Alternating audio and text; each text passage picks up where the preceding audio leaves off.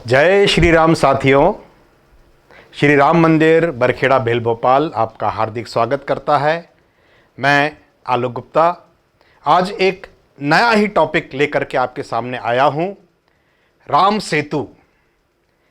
सबको मालूम है कि रावण जब सीता जी का हरण करके लंका ले गया था, तब रामचंद्र जी ने वानर सेना इकट्ठा करके लंका के ऊपर चढ़ाई करने का सोचा, पर रास्ते में समुद्र एक बाधा बन गया।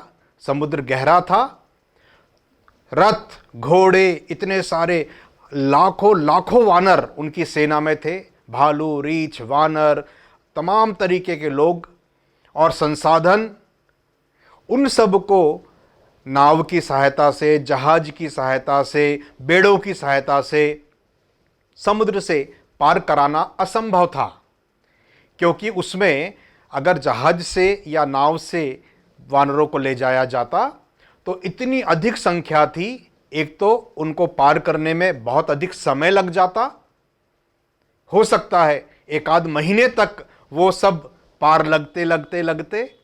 दूसरा, शत्रु द्वारा उनकी नाव डुबोने का, उनके ऊपर हमला करने का, उनको क्षति पहुंचाने का भरपूर प्रयास किया जाता और उस पॉइंट पर वो कमज़ोर पड़ जाते। तो बहुत ज़्यादा सोच विचार करके यह निर्णय लिया गया सेना के द्वारा कि हमको एक पुल बना करके इस सागर को पार करना ही उचित रहेगा। तैर करके पार नहीं कर सकते, सारे विकल्प देखे, वायु मार्ग से संभव ही नहीं था। रामचंद्र जी के पास में कोई विमान नहीं था, कोई वायु सेवा नहीं थी। तो पुल बनाने का निर्णय, सेतु बांधने का निर्णय रामचंद्र जी द्वारा लिया गया।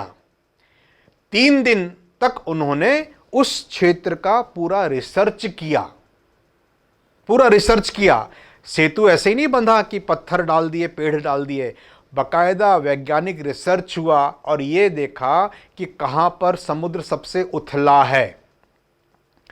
अब यहां पर एक बात यह आती है कि पौराणिक ग्रंथों में तो कुछ भी लिख दिया है हमारे, उसमें प्रमाण है, हमारे पास रिटन लिखित प्रमाण है। वाल्मीकि रामायण में, युद्ध कांड में मैंने पूरा स्टडी करी है, उसमें लिखित प्रमाण है कि किस विधि से यह सेतु का निर्माण हुआ। तुलसीदास जी ने लिखा कि पत्थरों को राम राम लिख करके समुद्र में डाला तो पत्थर तैरने लग गए। मैं ये मानने को तैयार नहीं था, मैंने भी इंजीनियरिंग किया हुआ है। मैंने अपना दिमाग लगा के ये सोचा कि भाई ये संभव ही नहीं है कि आप तैरते पत्थरों पे आप पुल बना के और रथ, घोड़े और वानरों को आप पार करा दें। ये बात अलग है कि तुलसीदास जी ने बहुत जगह अतिशयोक्तिपूर्ण वर्णन किया है, जैसे कई ऐसे प्रसंग उन्होंने अपने मन से डाले हैं जो कि वाल्मीकि रामायण में नहीं हुए हैं, उसकी अलग चर्चा हम करेंगे। तो तुलसीदास जी ने अधिक भक्ति भाव में आकर के ये बताया कि भाई पत्थर राम राम लिख करके डाल दिए और वो पार हो गए। मैं ऐसा नहीं मानता और ऐसा था भी नहीं। माफ कीजिए, मैं आपको आज के इस हमारे वीडियो में एक एक चीज आपको बताऊंगा कि रामचंद्र जी ने राम सेतु बना करके किस तरह से बनाया और किस तरह से उसका पार किया समुद्र। एक वैज्ञानिक दृष्टिकोण भी रहेगा इस वीडियो में, एक पौराणिक रेफरेंसेस भी रहेंगे, और एक जो ओशियनोग्राफी के तरफ से जो हमको डेटाज मिला है, मैंने इकट्ठा किया है। मैंने इसके ऊपर करीब 2 साल तक रिसर्च की है। 2 साल तक अनुसंधान करने के बाद आज ये वीडियो बना रहा हूं। आशा करूंगा कि आपको पसंद आएगा। एक एक चीज वैज्ञानिक तरीके से, उसी आंखों से, उसी चश्मे से। मैं राम जी का परम भक्त हूं, ये अलग बात है, लेकिन पुल कैसे बना इसके बारे में मैंने पूरी रिसर्च की है, और जो आज जानकारी मैं आपको देने वाला हूं, आपकी भी आंखें फटी रह जाएंगी कि ऐसा भी क्या विचार है, ऐसा भी क्या हम सोच सकते हैं। तो राम सेतु कैसे बना, पौराणिक और वैज्ञानिक दृष्टिकोण। राम सेतु के बारे में पौराणिक एवं वैज्ञानिक दृष्टिकोण, इसमें हम जितने भी इलेक्ट्रॉनिक मीडिया, सोशल मीडिया और पुराने ग्रंथ हमारे पास उपलब्ध हैं, वाल्मीकि रामायण से लेकर, कंब रामायण से लेकर के, तुलसीदास जी के रामचरितमानस से लेकर के, विष्णु पुराण, स्कंद पुराण, सब की स्टडी करी है। और उसमें से जो डेटा निकाला है वो आपके सामने प्रस्तुत करूंगा। आपको बहुत अच्छा लगेगा, ये वीडियो आखिरी तक जरूर देखिएगा। तो राम सेतु पौराणिक एवं वैज्ञानिक विश्लेषण, रोचक ऐतिहासिक व वैज्ञानिक विश्लेषण। धार्मिकता का पुट तो है ही, परंतु वैज्ञानिक दृष्टिकोण इसमें आपको देखने को मिलेगा। शुरुआत करते हैं। देखिए, हमको अभी तक यह बताया गया कि रामचंद्र जी की वानर सेना ने पत्थर इकट्ठे किए, पत्थरों पे राम राम लिखा और उनको समुद्र में डाल दिया। नल एक आर्किटेक्ट थे, जो विश्वकर्मा के औरस पुत्र थे, उनकी सहायता से रामचंद्र जी ने ये सेतु बनाया था। नल और नील कपिदो भाई लरकाई ऋषि आशीष पाई, तिनके परस किए गिरी भारी, तरी ही जलधि प्रताप तुम्हारे, ये सागर ने रामचंद्र जी को बोला था। लेकिन मन में मेरे ये चीज़ एक्सेप्ट नहीं हो रही थी कि भाई खाली नाम लिखने से डालने से तर जाएंगे और पूरी सेना पार हो जाएगी। लाखों वानर थे, पद्म 18 जूथप बंदर, 18 पद्म, इतने सारे बंदर थे। मेरे सुंदरकांड का वीडियो आप देखिएगा, उसमें पूरा उल्लेख किया गया है। तो इतनी बड़ी वानर सेना को अगर आप एक चौड़ा पुल बना करके नहीं देंगे तो उनका जल्दी से जल्दी सेना पार नहीं हो सकती थी। हमने ये पढ़ा था कि रामचंद्र जी ने राम राम लिख करके उनकी वानर सेना ने समुद्र पे पत्थर डाला और पत्थर तैर गए। ऐसा मैं नहीं मानता हूं और आखिरी तक इस वीडियो को देखने के बाद आप भी नहीं मानेंगे। वाल्मीकि रामायण में युद्ध कांड में इसका पूरा उल्लेख आया है, जिसको हम डिस्कस करेंगे। यहां पे एक ब्रिज का निर्माण किया गया। यह ब्रिज बिल्कुल साइंटिफिक तरीके से बनाया गया था। ये देखिए, राम सेतु का बिल्कुल ओरिजिनल समझिए ये प्रारूप है। दोनों तरफ समुद्र है, समुद्र उथला है। ये देखिए, अंदर नीचे भी पत्थर वगैरह दिख रहे हैं, यहाँ पे भी दिख रहे हैं। ये वृक्षों के तनों को काट काट काट करके ये इनको सीधाई में पकड़ के, ये देखिए बिल्कुल क्लियर गाड़ा गया है। और गहराई भी कितनी थी? 1 मीटर 2 मीटर, बस इससे ज़्यादा नहीं थी। तो लंबे लंबे वृक्षों को ये सपोर्ट देने के लिए, ताकि पत्थर टिके रहें और इधर उधर ना बिखरें। रस्सियों से भी बांध सकते हैं इसको, पर्वतों की शाखाओं से, जैसे बरगद की लंबी लंबी जटाएं होती हैं, उनसे भी बांध सकते हैं। और फिर इसके ऊपर सैंड बार के ऊपर पत्थर बिछाए गए। फिर उसके ऊपर सबसे पहले पेड़ के तने डाले गए, पत्ते डाले गए, उनके ऊपर फिर पत्थर बड़े वाले बिछाए गए, फिर छोटे छोटे पत्थर, फिर कुछ इस तरह से समतल कर करके पत्थरों को डाला गया। ये तो मॉडर्न वाला है, लेकिन हो सकता है उस समय इसके ऊपर पतले पतले पत्थरों को बिछा करके, और इस तरह से लगभग 90% यही रूप उस राम सेतु का दिखाई पड़ रहा होगा। चौड़ाई ज़्यादा थी, लंबाई थी 48 किलोमीटर और धनुष कोटि से ये था 30 किलोमीटर। बिल्कुल मन में ये मन में विचार करिए कि ऐसा ही राम सेतु बना था। ये वानर सेना पूरी पुल के ऊपर से पार करती हुई, वाल्मीकि जी ने इसका उल्लेख सर्वप्रथम करीब करीब आज से 7,000 साढ़े 7,000 साल पहले किया था। ऐसा माना जाता है कि वाल्मीकि जी जो थे वो रामचंद्र जी के काल के ही थे। वाल्मीकि आश्रम में सीता जी के जाने का उल्लेख मिलता है रामायण में कई जगह। सर्वप्रथम जो प्रति है वाल्मीकि रामायण की ही है, ये ओरिजिनल प्रति है। वैज्ञानिक अनुसंधान हुआ है, अंदर जाकर के क्या क्या मिला है, अंदर किस तरह के पत्थर मिले हैं, उनकी आयु कितनी है, सैटेलाइट पिक्चर्स ली गई हैं। अभी रिसेंटली 2017 में एक इमेज आई थी नासा की तरफ से कि जो ये मन्नार वाला इलाका है श्रीलंका का, ये धनुषकोटी वाला इलाका है भारत का, धनुषकोटी एंड पॉइंट है। यहाँ से ये कुछ टापू वगैरह यहाँ पर मिले हैं हमको, ये इस शेप में मिले हैं। अब यहाँ पर ये बात आती है कि यहाँ पर ही पुल क्यों बनाया और किसी जगह क्यों नहीं बनाया, ये भी हम देखेंगे।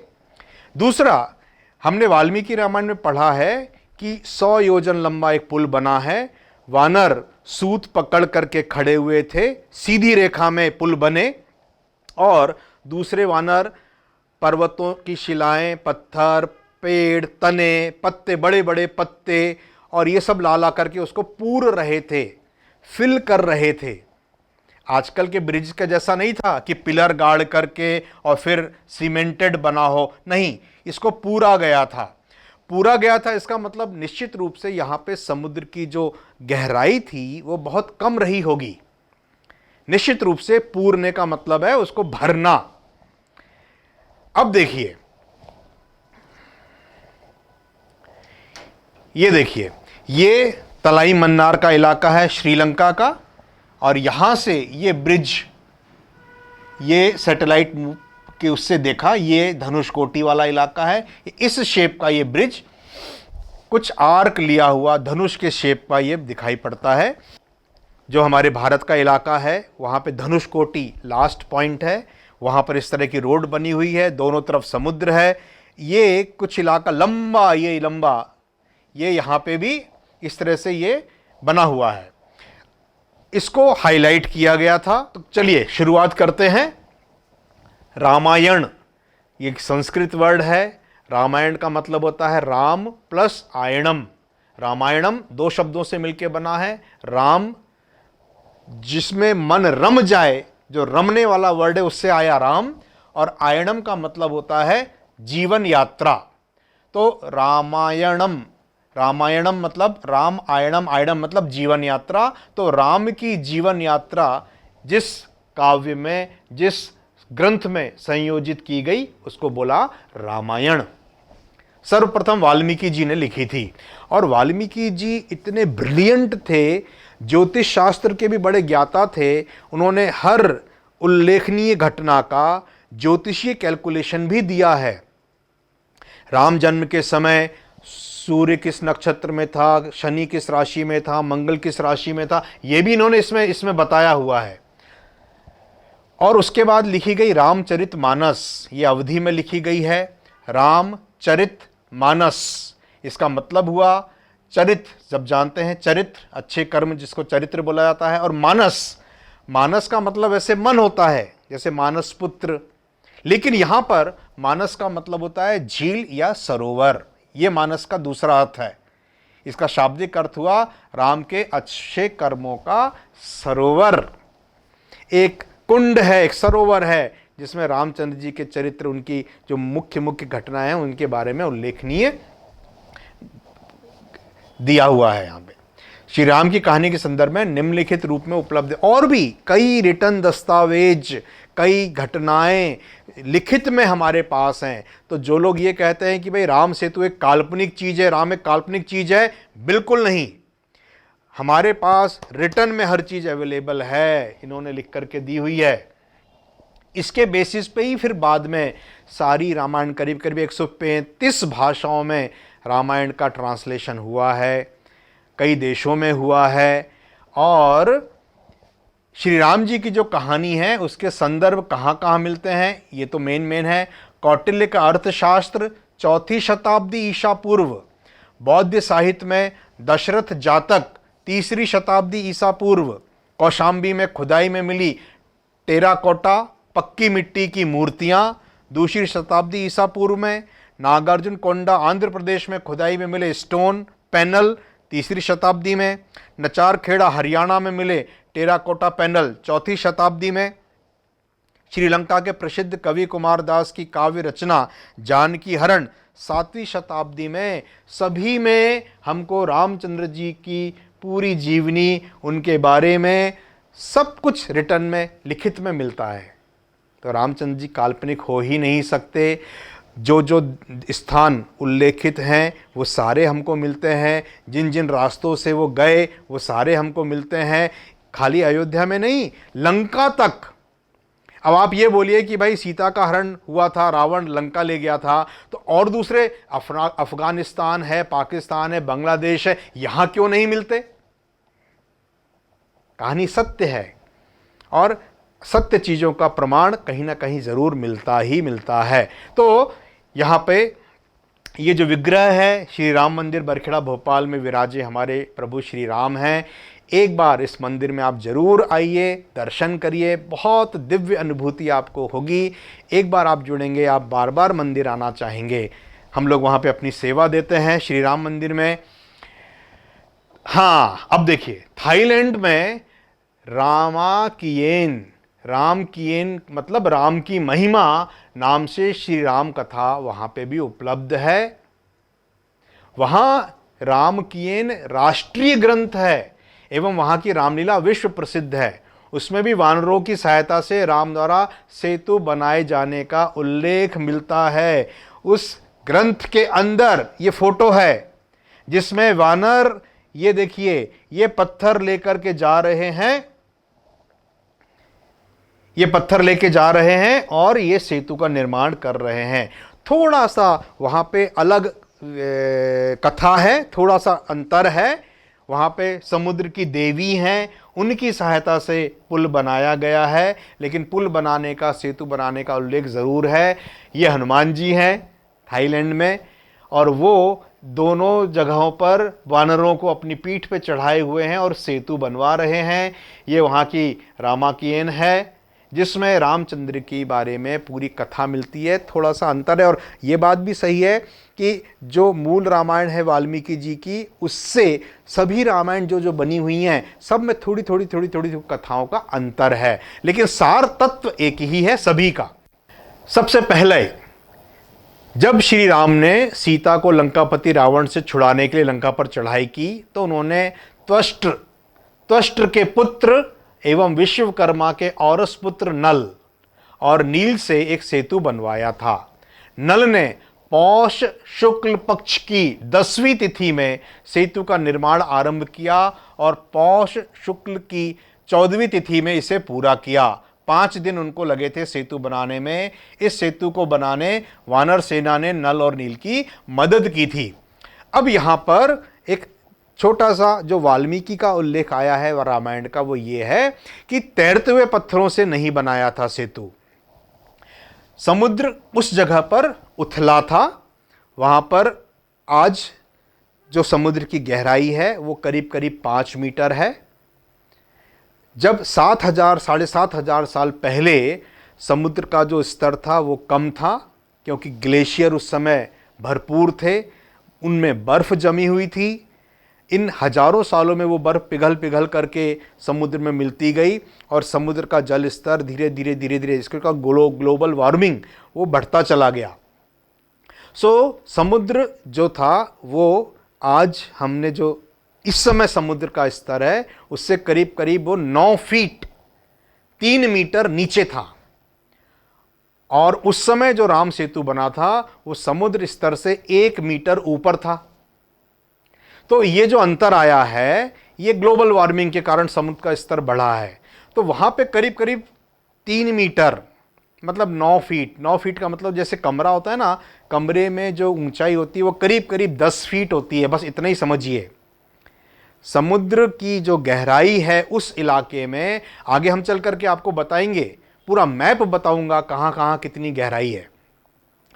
उसमें जो रेत पड़ी हुई थी, तो वानरों ने, जैसे ही रामचंद्र जी ने वानरों को आज्ञा दी कि भाई ठीक है सेतु बनाना है, तो सब वानर घुस गए वनों में, जंगलों में, पहाड़ों पे, और पेड़ों को काट काट करके, जड़ से उखाड़ करके, बड़े बड़े पेड़ों को, कौन कौन से पेड़ लाए थे वाल्मीकि जी ने तो उसका भी उल्लेख किया है, मैं बताऊंगा आपको।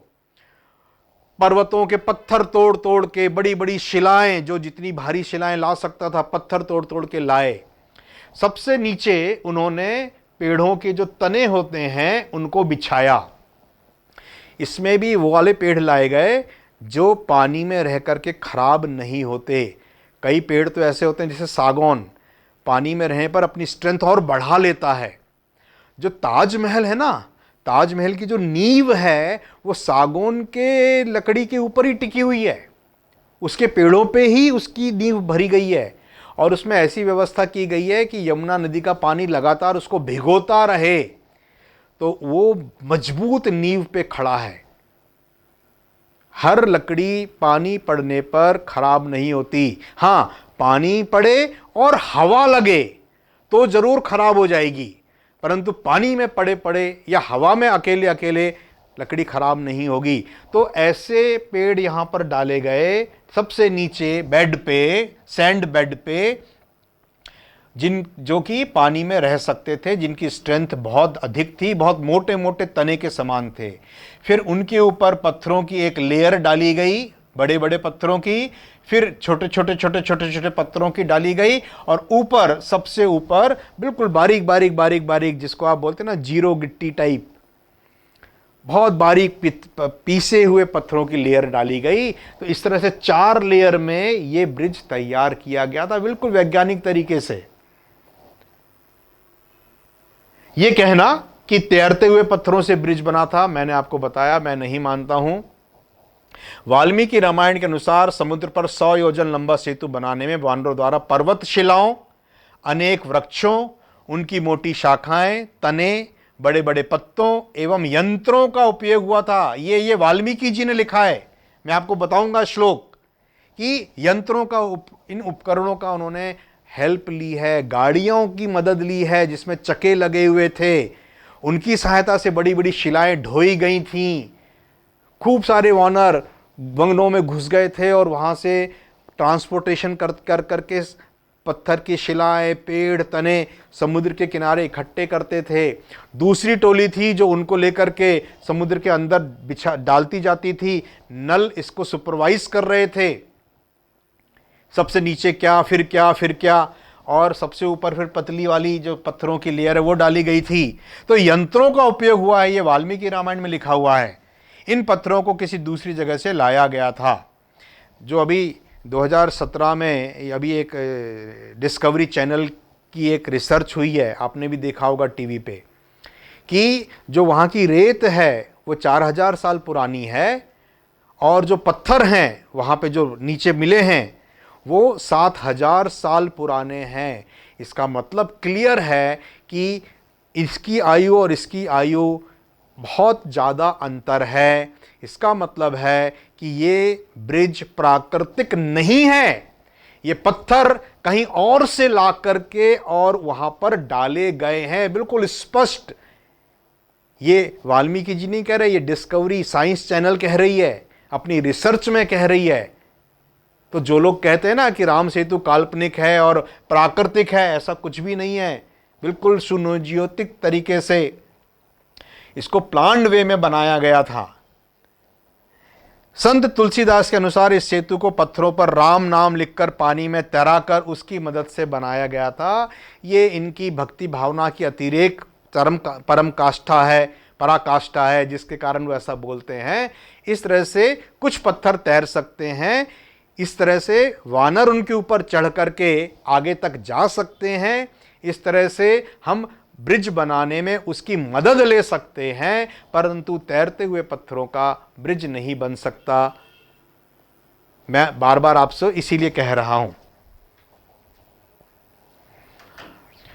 विशेषज्ञों का मानना है कि इस सेतु में ज्वालामुखी के प्यूमाइस स्टोन का इस्तेमाल किया गया था। वैज्ञानिकों के अनुसार चूना पत्थर, ज्वालामुखी से निकली हुई चट्टानें और कोरल रीफ, मूंगा चट्टान से बनाया हुआ है, इसलिए ये डूबते नहीं हैं। अंदर ओशिनोग्राफी, कई लोग गए हैं अंदर जिन्होंने ये चट्टानें देखी हैं, वहाँ पर जो पड़ी हुई हैं, इनका वैज्ञानिक अनुसंधान हुआ है। समुद्र के अंदर मूंगे की चट्टानें इस एरिया में, लंका के एरिया में बहुतायत से पाई जाती हैं। ये मूंगे की चट्टानें हैं। अब हुआ क्या है कि एक पर्वत श्रृंखला भारत से श्रीलंका के बीच में पाई गई है। उसी पर्वत श्रृंखला के हेल्प से उसी के ऊपर पत्थरों को और झाड़ों को और पेड़ों को बांध करके और बुन करके ये ब्रिज बनाया गया है। इसका ऐतिहासिक संदर्भ क्या है? वाल्मीकि रामायण के युद्ध कांड में विस्तार से इस पुल को बनाए जाने का वर्णन दिया गया है। श्री वाल्मीकि ने रामायण की संरचना श्री राम के राज्याभिषेक के बाद वर्ष 5075 ईसा पूर्व के आसपास की होगी। मतलब आज से आप 2000 साल और जोड़ लीजिए तो 5000 प्लस तो 7000 से 7200 सालों के पहले की बात है ये। श्रुति स्मृति की प्रथा के माध्यम से, श्रुति स्मृति का मतलब है जो कहानियाँ कहते हैं, बोली जाती हैं, लोकोक्तियाँ होती हैं, गाने बन जाते हैं। रिटर्न तो बहुत बाद में, स्याही और ताड़पत्र पे लिखना भी बहुत बाद में शुरू हुआ है। कहानियाँ कहना कि ऐसा हुआ था वैसा हुआ था, ये हजारों सालों से ये चली आ रही हैं। वेदों में भी इस तरह से ये चली आ रही हैं। बच्चों को रटाया जाता था। पीढ़ी दर पीढ़ी परिचालित रहने के बाद वर्ष 1000 ईसा पूर्व के आसपास इनको लिखित रूप दिया गया होगा। इस निष्कर्ष से बहुत से प्रमाण मिलते हैं। करीब करीब आज से 1000 साल पहले रिटर्न में ये सब चीज़ें आई हुई हैं। स्कंद पुराण, अब देखिए बहुत बढ़िया, स्कंद पुराण के सेतु महात्म्य, उसमें एक चैप्टर है, 3rd चैप्टर के धनुषकोटि तीर्थ का उल्लेख है उसमें। ये भारत की तरफ से आप आएंगे तो ये भी एक सेतु का ही रूप दिखाई पड़ता है। ये आखिरी पॉइंट है, ईस्ट तरफ का रामेश्वरम, उसके बाद ये आता है, ये धनुषकोटि वाला पॉइंट है। इसके पहले धनुषकोटि एक शहर हुआ करता था। तूफान के कारण वो पूरा खंडहर हो गया, पूरा खराब हो गया, डूब गया, तबाह हो गया। लेकिन उसके महात्म्य के बारे में स्कंद पुराण में उल्लेख किया गया था। दक्षिण में समुद्र तट पर जहां राम सेतु है, स्कंद पुराण में भी राम सेतु शब्द का उल्लेख किया गया है, वहीं पर धनुषकोटि तीर्थ है। ये लाइन मैंने स्कंद पुराण से ही एज इट इज उतार दी है। स्कंद पुराण के ब्रह्मखंड में रामेश्वर क्षेत्र के सेतु और भगवान राम द्वारा बालुकामय शिवलिंग की स्थापना की महिमा गाई गई है। आपको मालूम है, रामेश्वरम में भगवान श्री राम ने सेतु बंध बनाने के पहले रेत के शिवजी बनाए थे और उनकी पूजा अर्चना की थी। बालू मतलब रेत, शिवलिंग की स्थापना की महिमा गाई है। इस क्षेत्र के अन्य 24 प्रधान तीर्थों में चक्र तीर्थ, सीता सरोवर तीर्थ, मंगल तीर्थ, ब्रह्मकुंड, हनुमत कुंड, अगस्त्य तीर्थ, राम तीर्थ, लक्ष्मण तीर्थ, लक्ष्मी तीर्थ, शिव तीर्थ, शंख तीर्थ, गंगा तीर्थ, कोटि तीर्थ, मानस तीर्थ, धनुषकोटि तीर्थ आदि की महिमा का वर्णन भी विस्तार से है। तीर्थ महात्म्य के उल्लेख के उपरांत धर्म और सदाचार महात्म्य का भी वर्णन स्कंद पुराण में किया गया है। हयग्रीव, कलिधर्म और चतुर्मास स्नान के महत्व का भी उल्लेख हुआ है। अश्वत्थामा द्वारा सोते हुए पांडव पुत्रों के वध के पाप से मुक्ति पाने के लिए धनुषकोटि तीर्थ में स्नान करने की कथा कही गई है। ये मैंने इसलिए उल्लेख किया कि थोड़ा सा डिटेल पता होना चाहिए कि काल्पनिक नहीं है। ये राम सेतु के बारे में जो लेटेस्ट पिक्चर्स हैं वो मैंने लाई हैं। अगला देखिए, विष्णु पुराण। विष्णु पुराण के 4th अध्याय में, अग्नि पुराण के 5वें से 11वें में और ब्रह्म पुराण में श्री राम के सेतु का उल्लेख किया गया है। ये उसके डिटेल भी मैंने दिए हुए हैं, किस अध्याय में, कौन से सर्ग में, कौन से श्लोक में। श्रीलंका के मुसलमानों ने इसे आदम पुल और ईसाई इसे एडम ब्रिज भी कहते हैं। लेकिन उल्लेखनीय बात यह है कि ये दोनों बहुत बाद के हैं। वाल्मीकि जी ने तो आज से 7000 साल पहले पुल कैसे बना, एग्जिस्ट करता ये नहीं कहा था, बनाया उन्होंने ये बोला है। मतलब पुल किसने बनाया था? रामचंद्र जी ने। और कैसे बनाया ये भी बताया गया है, मैं बताऊंगा आगे आपको। तो ये एडम ब्रिज और ये आदम पुल, ये सब तो जबरदस्ती थोपी गई चीजें लगती हैं। इब्न खोर्द दबेह की किताब अल मसालिक व मालिक, ये करीब 850वें साल में संरचना को सेतु बंधन समुद्र का पुल के रूप में संदर्भित करता है। अल बरूनी की तारिक अल हिंद, ये जो है करीब 1030 में, शायद सबसे पहले एडम ब्रिज नाम का इस्तेमाल इसी में किया गया था। ऐसा प्रतीत होता है कि यह इस्लामी विश्वास पर आधारित है कि आदम की चोटी, जहां बाइबल का आदम पृथ्वी पर गिरा था, श्रीलंका में स्थित है। और यह कि एडम ईडन गार्डन से अपने निष्कासन के बाद पुल के माध्यम से प्रायद्वीपीय भारत को पार कर गया था। यह तो अभी की बात है। हमारे इसमें तो पुराणों में तो दशावतार की बात की गई है। जैसे जैसे इवोल्यूशन हुआ है, सबसे पहला अवतार कौन सा था? मत्स्य अवतार। साइंस भी आज ये कह रहा है कि सबसे पहले जीवन कहां आरंभ हुआ था? समुद्र में। कोशिकाएं पनपी थी, सेल डेवलप हुए थे धीरे धीरे धीरे धीरे, और फिश के रूप में फिर जीवन आगे बढ़ा था। फिर पानी कम हुआ तो फिश आई धरती पर, तो कूर्म अवतार आया, कछुए का अवतार आया। आप पढ़िए 10 अवतार के बारे में, जैसे जैसे ह्यूमन इवोल्यूशन की कहानी आगे बढ़ती है, बिल्कुल अवतार भी हमारे उसी क्रम में हैं। वाराह अवतार और सारी चीजें। मत्स्य अवतार कब, हजारों हजारों साल, लाखों साल पहले की बात हो रही है। तो ये सब चीजें मेरे को ऐसा लगता है ठीक है, उल्लेखित है, सम्मान करते हैं, लेकिन हमारे जो वेद और पुराणों में लिखा हुआ है वो ज्यादा प्रमाणिक है और पहले का है। कालिदास ने रघुवंश के 13वें सर्ग में राम के आकाश मार्ग से लौटने का वर्णन किया है। इस सर्ग में श्री राम का माता सीता को राम सेतु के बारे में बताने का वर्णन है। लंका पति रावण को हरा करके रामचंद्र जी पुष्पक विमान से लौट रहे हैं। यह पुष्पक विमान अब क्या था, उस टाइम पर जब एक सभ्यता बड़ी पनपी और फिर विलुप्त हो गई, बाद में फिर से जब स्टार्ट हुआ तो लोगों को कैसे समझ में आए पुष्पक विमान, भाई विमान कैसे उड़ रहा है। तो एक कल्पना की गई कि एक बड़ा सा पक्षी होगा जो अपने पंखों से इस पूरे विमान को उड़ा करके ले जाता होगा। उस समय भी विमान की परिकल्पना थी। ऋषि भरद्वाज ने विमान शास्त्रम पूरा एक लिखी हुई है, एक पुराण, एक पूरा लिखा डिटेल दिया हुआ है विमान कैसे बनाए जाते हैं।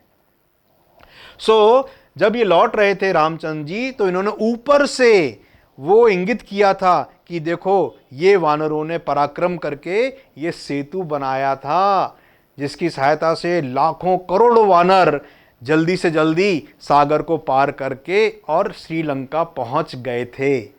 ये बताने का उल्लेख किसमें है, रघुवंश में कालिदास जी ने लिखी थी। रामेश्वरम मंदिर के अभिलेखों के अनुसार राम सेतु पूरी तरह से सागर के जल के ऊपर स्थित था। महाभारत में भी श्री राम के नल सेतु का उल्लेख आया है। इंसाइक्लोपीडिया ब्रिटेनिका में इसे राम सेतु कहा गया है। इंसाइक्लोपीडिया ब्रिटेनिका में भी राम सेतु एक दिव्य कृति है जो रामचंद्र जी ने बनाई थी वानरों की सहायता से। अब देखिए साहब, इसका वैज्ञानिक क्या इसका पक्ष है, ये तो पुराण में क्या था, कितने ये तो कुछ मैंने इंपॉर्टेंट जो थे वो लेख किए थे। साइंस क्या कहता है, देखिए वर्तमान वैज्ञानिक संदर्भ। पहला पॉइंट, भारतीय भूवैज्ञानिक सर्वेक्षण के प्रोजेक्ट रामेश्वरम के अनुसार इस इलाके में मूंगा कोरल के आयु के आंकड़े बताते हैं कि रामेश्वरम द्वीप 1,25,000 साल पहले विकसित हुआ है। बदलते समुद्र स्तर के कारण यह भी बताया गया है कि रामेश्वरम और तलाई मन्नार, ये तलाई मन्नार श्रीलंका में है, के बीच की जमीन 7,000 से 18,000 वर्ष पहले अलग हुई होगी। ये साइंस कह रहा है। कार्बन डेटिंग और जो ओशियनोग्राफी होती है और जो आर्कियोलॉजिकल सर्वे होते हैं और जो हिस्ट्री वाले लोग हैं वो सब बताते हैं कि रामेश्वरम द्वीप जो है वो थोड़ा सा टूट के अलग हुआ है। 2 किलोमीटर का एक पाम्बन ब्रिज भी पड़ता है भारत के तमिलनाडु में। जब आप उसको क्रॉस करते हैं तो 2 किलोमीटर का पाम्बन ब्रिज आता है, फिर रामेश्वरम एक द्वीप आता है। तो ये जो सेपरेशन हुआ है ये 7,000 से 1,25,000 साल पहले के आसपास की बात हुई है। अलग होने की जो बात है वो 7,000 से 18,000 वर्ष पहले अलग हुआ है। कैसे पता चला, ये जो मूंगा की चट्टानें हैं इनकी कार्बन डेटिंग वगैरह हुई होगी। कार्बन डेटिंग क्या होती है मैं आपको थोड़ा सा बता देता हूं, जिन लोगों को नहीं मालूम है। वैज्ञानिकता की जो खोज है, कैसे आयु पता कर सकते हैं कि ये कब बना। जब तक पेड़ जिंदा है तब तक वो सांस लेता है, कार्बन डाइऑक्साइड ले रहा है, ऑक्सीजन छोड़ रहा है। वो कार्बन डाइऑक्साइड उसके अंदर संचित होती जाती है, इकट्ठी होती चली जाती है। कार्बन के 2 आइसोटोप हैं, एक C12 और एक C14। Normal carbon, heavy carbon, इसका एक रेशियो फिक्स है एटमॉस्फेयर में। इन दोनों का एक अनुपात है वो फिक्स है। ये नॉर्मल कार्बन है, स्थायी है, ये लेकिन रेडियो कार्बन है, ये क्षय होता जाता है, क्षय होता जाता है। बहुत सिंपल लैंग्वेज में समझा रहा हूं। पेड़ ने दोनों को कार्बन समझ करके कार्बन डाइऑक्साइड में दोनों को ग्रहण कर लिया। फिर जब पेड़ को काटा गया, पेड़ को तोड़ा गया, तो वो जो रेशियो था, जैसे जिस रेशियो में कार्बन डाइऑक्साइड नॉर्मल और कार्बन डाइऑक्साइड हैवी ली गई थी, वो रेशियो उसके अंदर फिक्स था। ये जो था, ये कार्बन तो स्थिर है, स्थायी है। ये carbon alpha beta gamma rays निकाल करके इसका अनुपात कम होने लगता है, इसकी मात्रा कम होने लगती है, कम होने लगती है, कम होने लगती है, कम होने लगती है। एक होता है हाफ लाइफ, अर्ध आयु रेडियो एक्टिव तत्व की, तो कितने साल में आधी बचेगी, फिर उसकी भी आधी होगी, फिर उसकी भी आधी होगी। 5700 साल के करीब बोलते हैं अर्ध आयु होती है। तो कोई भी स्ट्रक्चर में ये रेशियो फिर से कैलकुलेट किया जाता है, उसका पीस निकाल करके प्रयोगशाला में देखा जाता है कि नॉर्मल कार्बन और रेडियो कार्बन में क्या अनुपात है। तो जब पेड़ कटा होगा उस समय और अब कितने साल बाद ये स्थिति आई होगी, ये रेशियो आया होगा, ये अनुपात आया होगा, उससे पता कर लेते हैं कि ये जो चीज बनी है ये कब बनी होगी। 2-4 साल का अंतर होता है और कुछ भी नहीं। वानरों ने जब पेड़ उखाड़ उखाड़ के लाए होंगे और नीचे बिछाए होंगे समुद्र तट पर, उस वक्त ये रेशियो फिक्स था। हजारों सालों में, 5700 साल में आधी बचेगी, फिर उसके बाद उसकी भी आधी, फिर उसकी भी आधी आधी आधी आधी करके लाखों सालों तक ये प्रोसेस चलती रहेगी। आप एक टुकड़ा निकालिए, प्रयोगशाला में नापिए इन दोनों का रेशियो क्या है, और उससे आप बता दीजिए कि ये पेड़ कब काटा गया होगा, क्योंकि अब रेशियो इतना बचा है। जैसे एक निश्चित नियम है, घर में मिठाई बना करके रखी, हमको मालूम है घर में 4 बच्चे हैं और वो इतना इतना खाते हैं, रोज 2 बर्फी खाते हैं, 2 बर्फी निकाल निकाल के खाते हैं। ठीक, आपने एक डब्बा भर के बर्फी बना के माँ ने रख दी। कुछ दिनों बाद जब उन्होंने देखा कि इतने पीस बचे हैं, तो वो अंदाजा लगा लेते हैं कि ये कब बनाई गई होगी, ये मिठाई इतने पीस बचे हैं इसमें, तो ये बनी कब होगी, क्योंकि एक नियम के अनुसार ये लोग रोज 2-2 पीस खाते जाते हैं, 4 बच्चे हैं ऐसा। तो यही नियम यहां पे लगता है, इसको कहते हैं कार्बन डेटिंग। सर्वप्रथम अंतरिक्ष से राम सेतु की तस्वीरें अमेरिकी अंतरिक्ष एजेंसी नासा ने 14 दिसंबर 1966 को जेमिनी 11 से ली थी। ये ओरिजिनल फोटो देखिए, ये फोटो जेमिनी 11 से लिया गया था और उसमें ये जो आर्क दिखा यहां पे, ये राम सेतु दिखा था सबसे पहले। उन्होंने कहा था कि ये कोई स्ट्रक्चर यहां पे अंदर समुद्र में डूबा हुआ सा दिखता है। थर्ड पॉइंट, नासा ने 1993 में धनुषकोटी और श्रीलंका के उत्तर पश्चिम में पंबन के मध्य समुद्र में 48 किलोमीटर लंबी और 3 किलोमीटर चौड़ी पट्टी के रूप में, देखिए 48 किलोमीटर लंबी थी और 3 किलोमीटर चौड़ी पट्टी के रूप में उभरे एक भूभाग की उपग्रह से खींची गई तस्वीरों को दुनिया भर में जारी किया। इस पुल जैसे भूभाग को राम सेतु कहा जाने लगा। कब की बात है? 1993 ये ओरिजिनल फोटो है जो उस समय जारी हुई थी। लोग बड़े खुश हो गए थे, ये जो ब्रिज दिख रहा है ये भारत का इलाका है, ये रामेश्वरम का इलाका है, ये तलाई मन्नार है, ये लंका है, और ये जो दिखा था लोग भारी खुश हुए थे। ये मेरे आंखों के सामने की बात है। पूरे पेपरों में और मीडिया पे और टेलीविज़न पे इस चीज़ का बड़ा भारी शोर हो गया था कि मिल गया राम सेतु, मिल गया राम सेतु।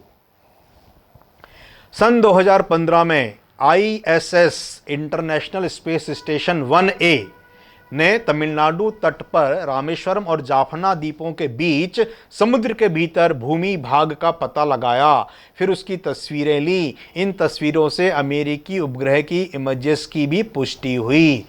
ये भारत वाले ये राम भक्त नहीं कह रहे हैं। कौन कह रहा है? अमेरिका की एजेंसी कह रही है। इंटरनेशनल स्पेस ये तस्वीर जारी करी और ये क्लियर, तब तक टेक्नोलॉजी और आगे बढ़ गई, डिजिटल HD रिजोल्यूशन बहुत हाई होने लग गया, तो क्लियर पिक्चरें आने लग गईं। ये 2017 की तस्वीर है। डिस्कवरी के साइंस चैनल पर दिसंबर 2017 में एक अमेरिकी TV show ancient land bridge में अमेरिकी पुरातत्वविदों ने वैज्ञानिक जांच के आधार पर कहा, अमेरिकी पुरातत्वविदों ने वैज्ञानिक जांच के आधार पर कहा, इसको अंडरलाइन करना चाहिए, कि श्री राम के श्रीलंका तक सेतु बनाने की हिंदू पौराणिक कथा सच हो सकती है। भारत और श्रीलंका के बीच 50 किलोमीटर लंबी एक रेखा चट्टानों से बनी है। ये चट्टानें 7000 साल पुरानी हैं। वही जिस बालू पर ये चट्टानें टिकी है वो 4000 साल पुराना है।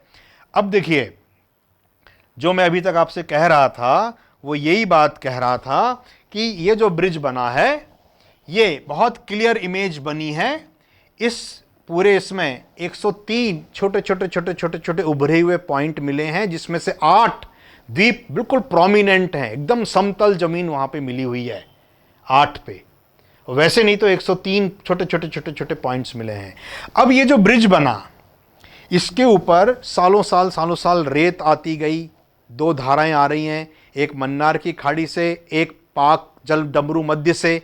वो आकर के इकट्ठी कर रही है रेत और कंकड़, न पत्थर न शिलाएं। तो ये जो रेत है जो अब इस ब्रिज के ऊपर जमा हो चुकी है, ये 4000 साल पुरानी है। और इसके अंदर जो पत्थर मिले हैं यहाँ पे नीचे, वो 7000 साल पुराने हैं। इसका मतलब निश्चित रूप से जो रेत का एक्यूमुलेशन नेचुरली हुआ है, पत्थर नेचुरली नहीं आए हैं, वो कहीं ना कहीं से उनको ला करके डाला गया है, तभी 7000 साल पुराने उनकी आयु निकली है। अगर नेचुरल होता तो वो भी 4000 वाले होते। भाई 4000 के ये, 4000 के ये, 7000 की रेत, 7000 के पत्थर, लेकिन दोनों की अंतर आई है बहुत ज़्यादा। निश्चित रूप से ये मैन मेड ही है। नासा की सैटेलाइट इमेजेस और दूसरे प्रमाणों के साथ विशेषज्ञ कहते हैं चट्टानों व बालू की उम्र में इस विसंगति से साफ है कि इस पुल को इंसानों ने ही बनाया होगा। ये अंदर का व्यू है। ये इस तरह से ये चट्टानें पड़ी हुई, ये पत्थर, टूटे पत्थर, ये अभी भी दिख रहे हैं वहां पर, उसके आसपास बिखरे पड़े हैं। अभी तक हमने पौराणिक उल्लेख, पौराणिक विवरण में क्या क्या लिखा है वो देखा। अभी तक हमने वैज्ञानिकों की तरफ से क्या क्या बातें बताई गई हैं, सैटेलाइट इमेजेस हैं, उनका क्या कंक्लूजन है, ये भी देखा। अब ये मेरा व्यक्तिगत अनुभव है, मैंने जो रिसर्च की है वो मैं आपके साथ डिस्कस करने जा रहा हूं। देखिए, इस पुल को 2 तरफ से आने वाली 2 समुद्रों,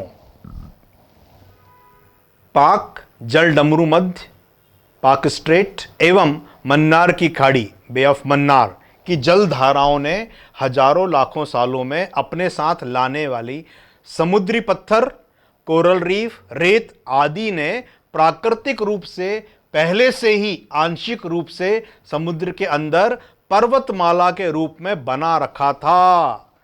बहुत इंपॉर्टेंट चीज बता रहा हूं, ध्यान से समझिएगा। ये भारत का दक्षिणी हिस्सा, ये श्रीलंका का हिस्सा, ये बे ऑफ बंगाल, बंगाल की खाड़ी, और इसके बाद ये जो इलाका है इसको पाक जल डमरू मध्य बोला जाता है। जो समुद्री धाराएं होती हैं वो यहाँ से प्रवेश करती हैं, देखिए ये, और इस तरफ इनकी डायरेक्शन होती है इस तरह से ये। फिर ये हिंद महासागर है, और इस तरफ ये जो ट्रैप किया गया इतना पोर्शन है, इसको कहा जाता है मन्नार की खाड़ी।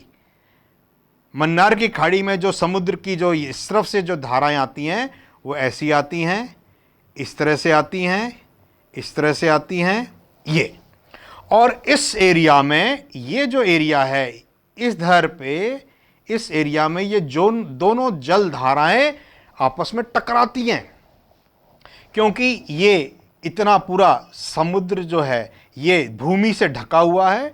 तो यहाँ पर जो धाराओं की जो वेग है वो नॉर्मल इस तरफ जो धाराएं आती हैं, इस तरफ जो समुद्र गरजता है उससे थोड़ी सी कम ही होती हैं, लेकिन उसमें वेग तो होता ही है, उसमें मोमेंटम तो होता ही है। मात्रा और वेग दोनों के कारण से ये धाराएं अपने साथ में समुद्री रेत, समुद्री पत्थर, समुद्री शिलाएं, जो शैवाल पड़े हुए हैं, जो सीप पड़े हुए हैं, और जो जितना भी दुनिया भर का समुद्र के अंदर जो हजारों सालों में वृक्ष वगैरह बनपते हैं और टूट जाते हैं, वो सब बहा करके ला रही हैं अपने साथ।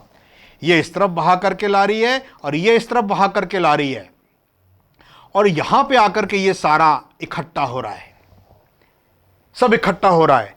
तो यहां पर हजारों लाखों सालों में इतनी ज़्यादा ये सामग्री इकट्ठी हो चुकी थी कि यहाँ जो समुद्र की गहराई है वो है -5 मीटर, गहराई 5 मीटर है। इधर का समुद्र बहुत उथला हुआ है, यहाँ तक आते आते केवल 10 मीटर की गहराई मिल रही है आपको। नॉर्मली समुद्र की जो गहराई है यहाँ पर इस तरफ चेन्नई और पांडिचेरी के पास वो कितनी है, -3400 मीटर। कितना, 3.5 किलोमीटर गहरा समुद्र है। यहां पर कितना है, -3200 मीटर, 3.2 किलोमीटर गहरा समुद्र है। बाप रे। यहां 3800 मीटर, यहां 4100 मीटर, यहां पे 4300 मीटर। ये जो एरिया है देखना आप, करीब करीब समुद्र की गहराई श्रीलंका से थोड़ी ही दूर 4300 मीटर, मतलब 4 किलोमीटर के आसपास गहरा है समुद्र। यहां पे 3500, ये 1800, फिर कम होता गया -650, क्योंकि वो जो अपने साथ कंकड़ पत्थर शिलाएं पूरा ला रहे थे वो यहाँ इकट्ठी हो रही हैं और वहां से यहाँ आ रही हैं। -250, और राम सेतु जहां बनाया गया है -5 मीटर। आज की डेट की बात है ये। तो जब समुद्र का तल कम रहा होगा, ग्लोबल वार्मिंग होने के कारण समुद्र का लेवल 9 फीट 3 मीटर ऊंचा हो चुका है, तो ये करीब करीब 2 मीटर कहा होगा उस समय। समुद्र नीचे दिख रहा है, ये तलहटी दिख रही है 2 मीटर पे। आज भी जब हम गए थे पाम्बन ब्रिज के ऊपर आप नीचे देखिए, साइड में देखिए, आपको शिलाएं और समुद्र की तलहटी दिखाई पड़ती है। इस तरफ भी दिखती है और इस तरफ भी दिखती है। 1 मीटर, 2 मीटर, 3 मीटर, बस इतना भी उथला नहीं था कि उसको पैदल पार किया जा सके, और इतना भी गहरा नहीं था कि उसको दूर से पार नहीं किया जा सकता। इसीलिए रामचंद्र जी ने पहले यहां से भारत के कोडियाकराई से लंका के कीरी मलाई तक ब्रिज बनाने की सोची थी, लेकिन यहां पे गहराई थोड़ी सी ज्यादा थी। तो फिर यहां पे जब उन्होंने स्टडी करी, सर्वे करा 3 दिन तक, तब उन्होंने फिर यहां पे इसको कनेक्ट किया, ब्रिज बनाया। यहां देखिए -1800 मीटर, 2 किलोमीटर नीचे गहरा समुद्र है। तो यहां पर नेचुरल फ्लो होने के कारण से ये जो धाराएं आती हैं दोनों समुद्रों की, उसके कारण से पहले से ही यहां पर समुद्र उथला है। इस चीज को नोट करिएगा, लाखों हजारों सालों में समुद्र की स्थिति यहां पर ऐसी है। तो रामचंद्र जी ने वानरों से पत्थर तुड़वा करके उसको पूरा है जमा किया है, और उसको सिस्टमैटिक पेड़ों के तनों से, शाखाओं से, पत्तों से, पत्थरों से, शिलाओं से और पतली गिट्टी रेत से उस समुद्र का उसका जो भाग है उसको भर करके, और उसमें नीचे एक नेचुरल पर्वतमाला भी है। अब अगर मैं आपसे पूछूं कि ये जो ब्रिज का शेप है ये सीधा क्यों नहीं है, थोड़ा सा इस तरह के आकार का है, कारण यही है कि नीचे एक प्राकृतिक रूप से समुद्र के नीचे जो ज्वालामुखी वगैरह फटते हैं उससे जो लावा निकलता है, ये नैसर्गिक रूप से एक पर्वतमाला इसके नीचे रही होगी, जिसको इन्होंने उपयोग किया है और पुल का निर्माण किया। ये मैप देखिए, ये ऑफिशियली जारी किया गया मैप है। इसमें अक्षांश और देशांतर दिए गए हैं, लैटिट्यूड एंड लॉन्गिट्यूड। और यहाँ पे ये गल्फ ऑफ मन्नार है, श्रीलंका है, ये जो आपको दिख रहा है ये वाला भाग, बे ऑफ बंगाल ये वाला भाग, और दिस इज पाक वे। यहाँ से ये जो लाइन मैंने आपको बना के बताई थी, ये वाली लाइन, ये वाली, वो समझिए यहाँ पे आएगी।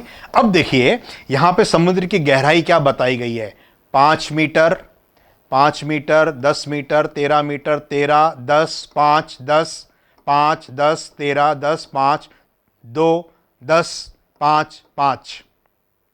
ये एक कलर से स्केल बताया गया है। सबसे हल्का colour 1 metre, 3 metre, 5 metre, 10 metre, 13 metre, फिर थोड़ा डार्क होने लग गया 15, 20, फिर थोड़ा और डार्क हुआ 25, और डार्क हुआ 30 मीटर, और फिर ये हुआ 100 मीटर, ये बहुत डार्क।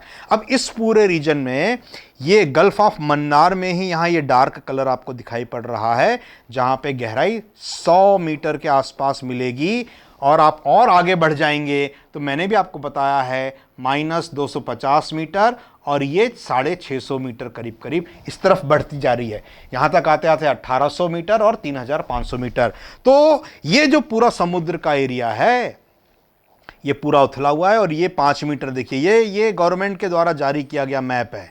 ये एक आर्क बन रहा है, नेचुरल पर्वतमालाएं इसके अंदर हैं, और उस उथले हुए समुद्र को, और ये थोड़ा बहुत नहीं है, ये 3 किलोमीटर चौड़ा है। वैसे आप देखें ना तो 5 मीटर तो कितना लंबा है, ये 10, 13, 5, 10, 5, 5, 10, 5, ये एक पूरी स्ट्रिप समझ लीजिए। हजारों सालों में समुद्र की दो विपरीत धाराओं ने कंकड़, पत्थर, शिलाएं, चट्टानें, पेड़ पौधे, शैवाल, जानवर मर गए, उनकी मछलियां मर गई, उन सबको खींच खींच के अपनी धाराओं में प्रचंड वेग से ला ला करके यहाँ पे टकराई हैं दोनों धाराएं। और यहाँ पर ये समुद्र बड़ा उथला हुआ पहले से ही था, उसको उन्होंने पाट करके, पूर करके, फिल करके समुद्र का निर्माण किया। क्योंकि इस क्षेत्र में समुद्र के एक तरफ समुद्र की गहराई औसतन 5 फीट 1 या 2 मीटर के आसपास ही मिलती है, और पुल के दूसरी तरफ समुद्र की गहराई कई स्थानों पर 3 से 30 फीट तक मिलती है, 10 मीटर के आसपास ही है। और ये 3 किलोमीटर चौड़ा ये हिस्सा था। इसको उन्होंने, क्योंकि इतने सारे वानर, युद्ध होगा ना तो एक साथ पहुंचने चाहिए। अगर पतला बनाते, लाइन लगी हुई है, पता चलता 2 महीने लग गए सब वानरों को लंका पहुंचने में, तो इसलिए चौड़ा बनाना जरूरी था। तो अभी तक हमने ये देखा कि समुद्र के यूपर सेतु कैसे बनाया गया, उसका वैज्ञानिक पहलू क्या था, जो कि अभी तक किसी ने इसकी स्टडी नहीं करी है, ना किसी ने बताया है। इतने सारे YouTube चैनल हैं और वीडियोस बने हुए हैं, वो सब रटा रटाया और वो सब बताते रहे हैं, लेकिन वैज्ञानिक दृष्टिकोण से किसी ने इसकी स्टडी नहीं करके बताई है। ठीक, अब देखिए राम सेतु समुद्र के पानी में डूब क्यों गया, अभी हमको ऊपर क्यों नहीं दिखाई पड़ रहा है, कारण क्या है, देखते हैं। इसके 2 पहलू हैं, एक धार्मिक पहलू है, दूसरा प्राकृतिक है। राम सेतु पर अब तक दुनिया भर के शोधकर्ता कई अध्ययन कर चुके हैं। कई शोध में कहा गया है कि 15वीं शताब्दी तक इस पुल पर चलकर भारत के रामेश्वरम से श्रीलंका के मन्नार द्वीप तक पहुंचा जा सकता था। ये एग्जिस्ट करता था, लोग इसका उपयोग करते थे, वाहनों से, बैलगाड़ियों से, घोड़ों की मदद से, पैदल 30 किलोमीटर 40 किलोमीटर तो ऐसे ही चले जाते हैं लोग, पैदल पैदल पैदल पैदल। तो इसका उपयोग होता रहा था। 1480 तक लिखित रिकॉर्ड है कि इसके ऊपर लोग आते थे और जाते थे। इस पुल के पानी में डूबने के वैज्ञानिक कारणों में बताया जाता है कि तूफानों ने राम सेतु की जगह पर समुद्र को कुछ गहरा कर दिया है। कई दशकों में ऐसे भयानक बड़े बड़े तूफान आते हैं जिसके कारण से ये जो भारत का एरिया है, ये श्रीलंका का एरिया है, और ये बवंडर उठते हैं, भयंकर तूफान समुद्र में उठते हैं। समुद्र में एक तूफान उठा था 1480 में, वो इस तरफ से आते आते चक्रवात भयानक वाला, वो इस तरफ से निकला था। ये ओरिजिनल डायग्राम बता रहा हूँ जो स्टडी की गई थी। बहुत बड़ा भयानक तूफान था। सन 1480 में भयंकर चक्रवात के कारण ये पुल टूट गया था। ये बिल्कुल वैज्ञानिक तथ्य है, एकदम सत्य बात है। अंडमान और निकोबार द्वीप समूह के पास में ये चक्रवात बना था, और फिर ये बढ़ता गया और मजबूत होता गया, पावरफुल होता गया, और ये गुजरा इस तरफ से। और इस मन्नार की खाड़ी तो इधर है, ये पाक जलडमरू मध्य के ऊपर से निकला, और इसके प्रभाव के कारण से ये पुल तहस नहस हो गया।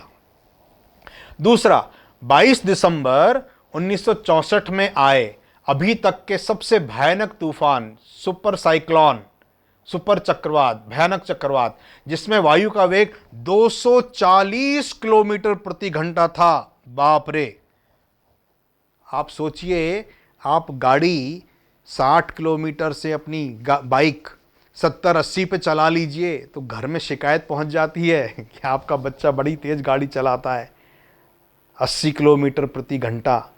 और तूफान की गति कितनी थी? 240, 4 गुना अधिक। धनुषकोटी शहर पूरी तरह से नष्ट हो गया था, तबाह हो गया था। इससे इस क्षेत्र की भौगोलिक परिस्थितियां बदल गई हैं। ये धनुषकोटी शहर का एक पढ़ा है कि एक ट्रेन जा रही थी, पूरी की पूरी समुद्र में समा गई थी। 600-700 लोग, कई लोग बिना टिकट के भी थे उसमें, और सब समा गए, पूरी ट्रेन डूब गई थी। ये असल फोटो है 1964 की। और भी कई फोटो हैं जिसमें धनुषकोटी खंडहर हो गया है आज की डेट में। हम गए हैं वहाँ पे, देखा है हमने। तो ये 64 का एक तूफान, ये भी बहुत ज़बरदस्त था। 15 दिसंबर को बनना शुरू हुआ था और 22 दिसंबर को ये आ गया था धनुषकोटी, और फिर 26 दिसंबर तक इसका प्रभाव रहा था और इसने पूरा शहर ही नष्ट कर दिया। धनुषकोटी को टाउन ऑफ घोस्ट, भूतों का शहर भी आजकल कहा जाता है। वहाँ पे खंडहर दिखेंगे आप जाइएगा तो। रेलवे लाइन दिखाई पड़ेगी, टूटी फूटी पड़ी हुई थी। सामुद्रिक वैज्ञानिकों के अनुसार जब यह सेतु बना था तब यह समुद्र स्तर से 1 मीटर ऊपर था। 1 मीटर ऊपर था। इंडिया, लंका, ये समुद्र के ऊपर ये सेतु बना दिख रहा है और ये ऊंचाई करीब करीब 1 मीटर 3 फीट के आसपास थी। 7000 सालों में वैश्विक उष्णता, ग्लोबल वार्मिंग के कारण ग्लेशियरों में पिघलने से समुद्र का जलस्तर 3 मीटर करीब 9 फीट तक बढ़ने के कारण राम सेतु कुछ फीट पानी में डूब गया। अब देखिए, ये पानी यहां तक आ गया है, ये, और ये समुद्र नीचे है। इस समुद्र के नीचे राम सेतु ये यहां पर आ रहा है। अब नीचे, समुद्र के नीचे राम सेतु अभी भी है। छिन्न भिन्न हो गया है, टूट गया है, कुछ कुछ टापू बन गए हैं, कुछ कुछ बड़े एरिया, लेकिन एग्जिस्ट आज भी करता है। दोनों तरीके से इसका प्रमाण हमने देखे हैं। फिर धार्मिक कारणों में क्या है कि विभीषण ने खुद इस पुल को तोड़ने के लिए श्री राम से अनुरोध किया था। जब रामचंद्र जी वापस जा रहे हैं लंका से, तो विभीषण ने कहा कि भारत एक शक्तिशाली राष्ट्र है, वहाँ के कई राजा इस पुल का उपयोग करके और श्रीलंका के ऊपर आक्रमण कर देंगे, अधिकार जमा लेंगे, हम लोग लड़ते लड़ते पराधीन हो जाएंगे, तो ये रास्ता आप बंद कर दीजिए। तो रामचंद्र जी ने धनुष से एक राम सेतु को तोड़ा था।